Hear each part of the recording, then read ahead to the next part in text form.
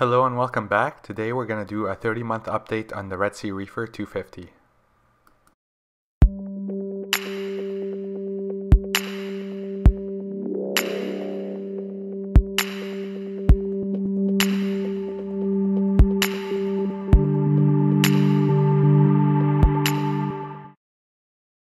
Welcome back everyone. So the tank is 2.5 years as of today.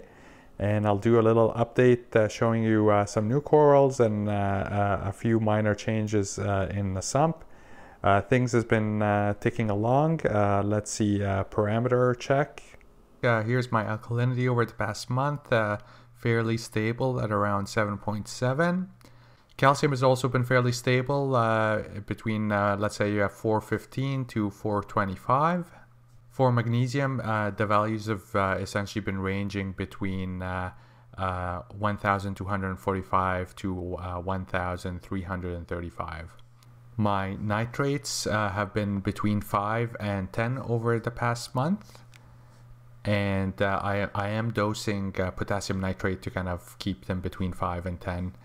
With that dosing, then I find that the levels will kind of slowly decline.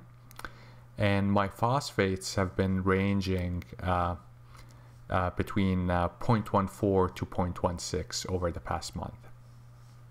All right, nothing has changed much in the sump. I did add a third Kmore dosing container here. This is for magnesium.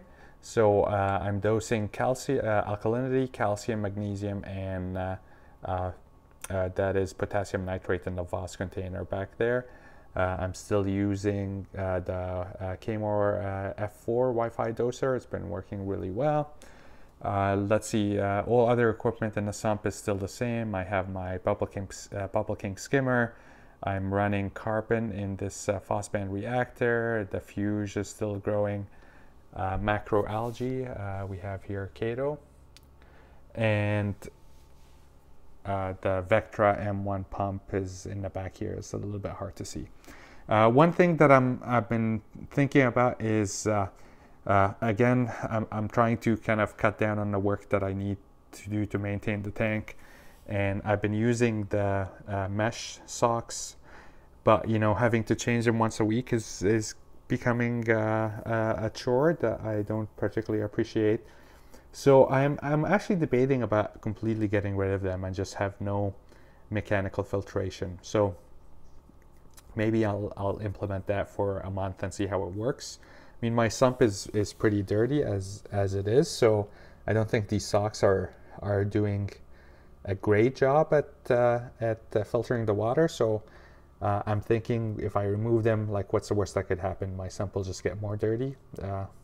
Maybe that's something that is not too much of a cause for concern. But all of this is due for my 6-month cleanup, by the way. So the sump will get a little bit clean, but I'm sure we'll build with dirt again. But yeah, I'm really considering removing the socks. So if any of you actually have removed the socks and don't have any mechanical filtration, do let me know about your experiences. I'm not too worried too much about like having detritus cause a nitrate factory, because for the most part I'm actually dosing nitrates to maintain my level. So maybe removing the socks will make things a little bit easier for me. The tenuous is doing great, getting bigger. So is the Birds of Paradise. And Christmas Montipora looking good. I have to frag this soon. The Red Planet is actually growing. We're getting some vertical growth finally. You see some nubs going up. The Blueberry Wine is a beast. Lovely colors, and I have to start fragging this soon because it's gonna get too big. Okay, and then this is one of the newest corals in the tank. It's Pink Lemonade. Let's see if I could get this a little bit better exposed. So if you don't know about Pink Lemonade, it's a beautiful coral, yellow flesh with purple polyps. I just added this to the tank, I think, a couple of days ago. So it's still recovering. Up here was a sunset millie that I moved. I'm probably going to get rid of the sunset millie because I just don't know where to put it. I don't think there's any more space.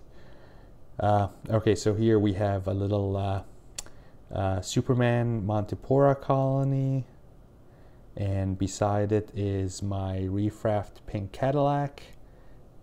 Again, the pink Cadillac is looking really nice. Let's see if I could get you shield some of that light. It's a little bit hard to make out, but it's got these blue polyps, purple tips, and I love the white growth tips that the colony has. All right, behind the pink millie is this fun bonsai Veleta. I really like this colony. I like how it starts off being white at the base and purple at the tips, or deep purple at the tips, and the fluorescent green polyps. It's actually starting to kind of really grow on me, and it's a little bit like an ice fire in that we get this transition from white to blue, but obviously, you know, it's not an ice fire. But I can't manage to keep an ice fire, so this is going to have to be a substitute for now. The Cali Tort is again doing great. All right, let's looking at the bottom here. The Reefraft Pac-Man, sometimes called Needle in a Haystack, is doing great. Nice deep coloration, and it's growing like mad.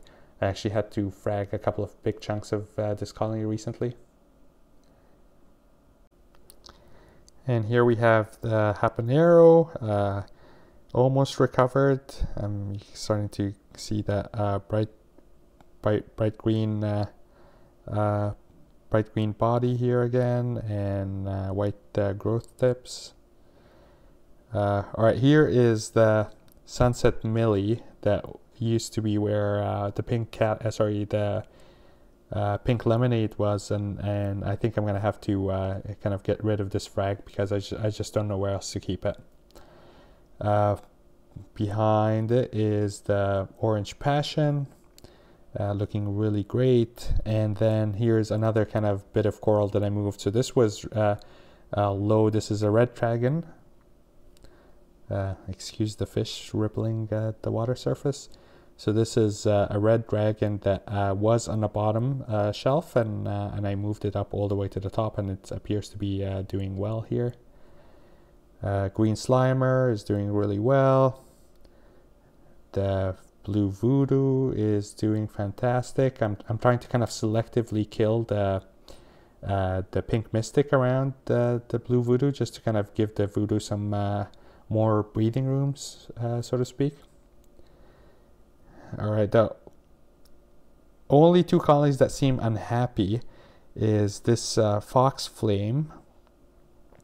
This I had high up, and it was starting to kind of lose its color and pale, and I was told that it's a coral that likes low lighting, so I moved it to the bottom here, and it seems to be kind of recovering. It's getting its blue tips back. Sorry, it's yellow tips back, or green tips. And this is the cold water acro. It doesn't seem too happy. I think it's getting too much light, but there's no I can't move it lower because it's already in the bottom shelf, so it will just have to do. And I think if it doesn't improve much, I might just kind of try to chop it and put a different colony up there.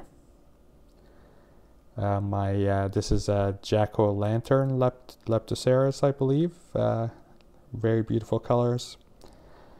And let's look up at the Electric Miyagi Tort. I think the colors are really coming back with these lovely green and purple tips, and with a pink transition. So not 100% to where it was, but it's definitely improving and looking healthier. And before we go, I wanted to share with you a couple of fun videos. So this is one of my black-footed crocus snails spawning.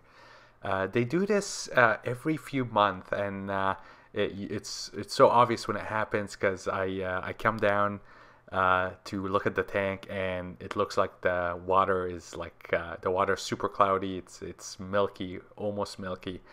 My kids usually warn me that this is happening, and I'm actually gonna try to collect data on this. And before I used to just look at it and move on, but now I'm gonna record the dates and times of when this happens and maybe see if I could find a correlation. But so these snails are broadcast spawners. The eggs and the sperm go in the water, and they unite to form baby snails. You see them shooting off their gametes here. And this is, for me, I think this is great because I actually do get baby snails. Some of them show up in the sump in weird spots, but I managed to kind of put them back in the display. And so I've bought these snails once. I bought maybe like 6 when I started the tank. And now I have a self-sustaining population, which is good. And you could see here some of the corals are actually sending out their feeding tentacle to eat some of the snail spawn. So I think this is a great thing, although it makes the tank look really ugly for a day.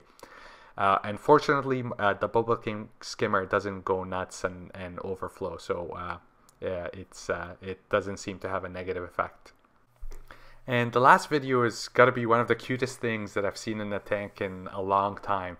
So this is my Trachophilia, the open brain coral, and my Picasso clownfish Valentine is taking a liking, and the coral is actually hosting the clown. So he around nighttime, he comes down from his usual hangout spot and just like makes cozy with with the Trachophilia. It's really endearing. It's so cute to watch. And so this is a segue to a couple of new videos that I'm going to be making that are related to reef photography and reef videography.